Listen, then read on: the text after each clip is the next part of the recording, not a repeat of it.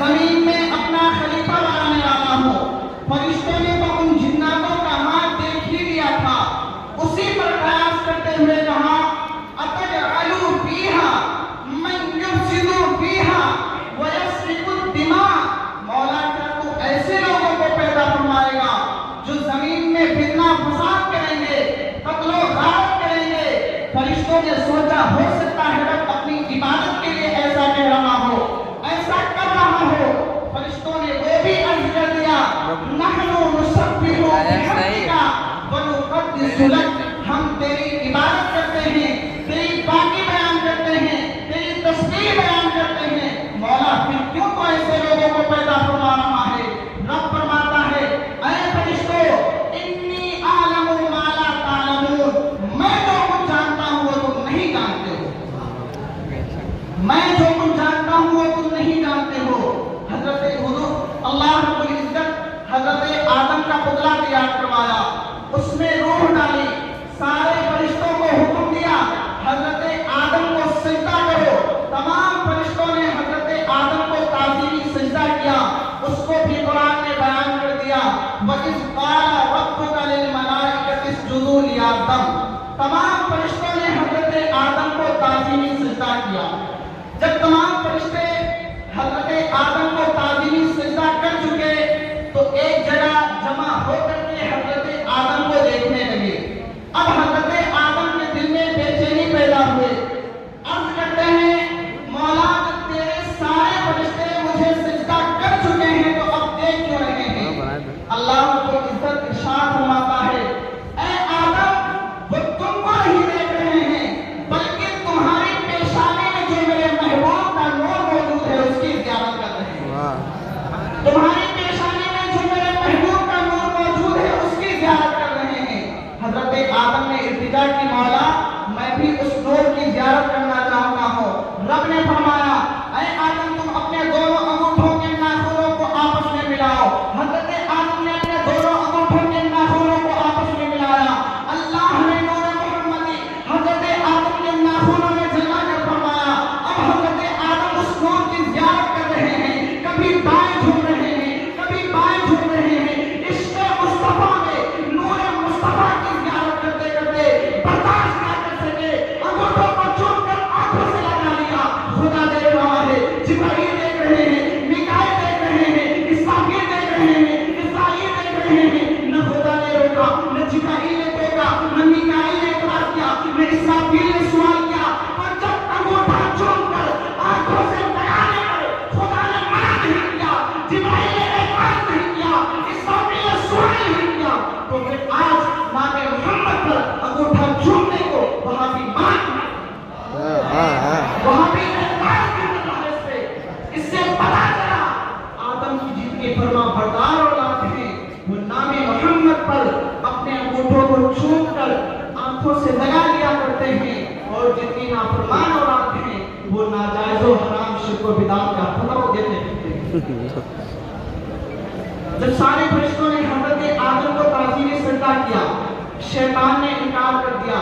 رب نے فرمایا ما منعک ان تسجد، تم کو سجدہ کرنے سے کس چیز نے روکا؟ اس نے کہا انا خیر منہ، اس نے کہا انا خیر منہ، میں آدم سے بہتر ہوں، اس لیے کہ خلقتنی من نار وخلقتہ من طین، تو نے مجھے آگ سے پیدا کیا ہے، آدم کو مٹی سے پیدا کیا ہے۔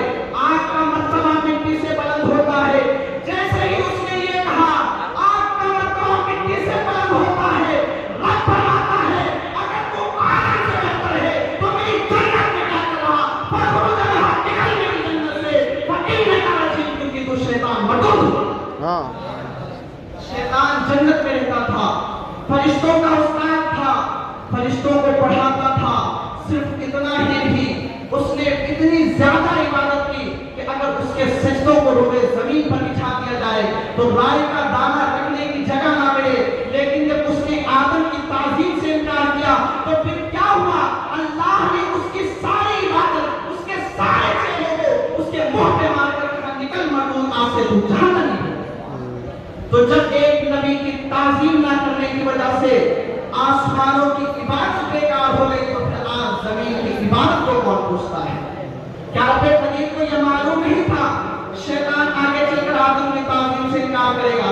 बेशक मालूम था, लेकिन फिर भी उसने जन्नत में रखा, उससे अपनी इबादत करवाई, फरिश्तों का उस्ताद बनाया, ताकि दुनिया वाले ये देख लें जब जन्नत में रहने वाला एक नबी की ताज़ीम से इनकार करता है तो उसे जन्नत से बाहर कर दिया जाता है। होशियार हो जाओ, तुम कभी भी नबी की ताज़ीम से इनकार मत करना, वरना तुम्हें जन्नत की खुशबू भी नहीं मिलेगी। जब अल्लाह ने शैतान को जन्नत से निकाला, लानती तौक भी उसके गले में डाल दिया, कुफ्र का हुक्म भी सुना दिया, तब शैतान बोला, या अल्लाह जब तूने मुझे जन्नत से निकाल ही दिया है तो दो चीजें दे दे। रब फरमाता है मान क्या मांगता है?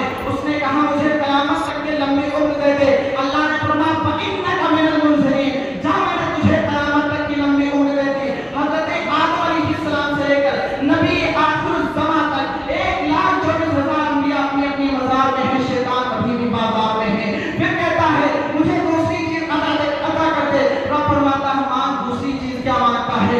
उसने कहा मुझे हर शक्ल बनने की सलाहियत दे दे। अल्लाह ने उसे हर शक्ल बनने की सलाहियत दे दी। बैल कटा, हाफिज़ आलिम कारी, हर वो शक्ल बन सकता है। अल्लाह फरमाता है तू हर शक्ल तो बन सकता है, मगर शक्ल मोहम्मदी कभी भी नहीं बन सकता। जब उसको ये दोनों चीजें हासिल हो गई, रब फरमाता है अब करेगा क्या?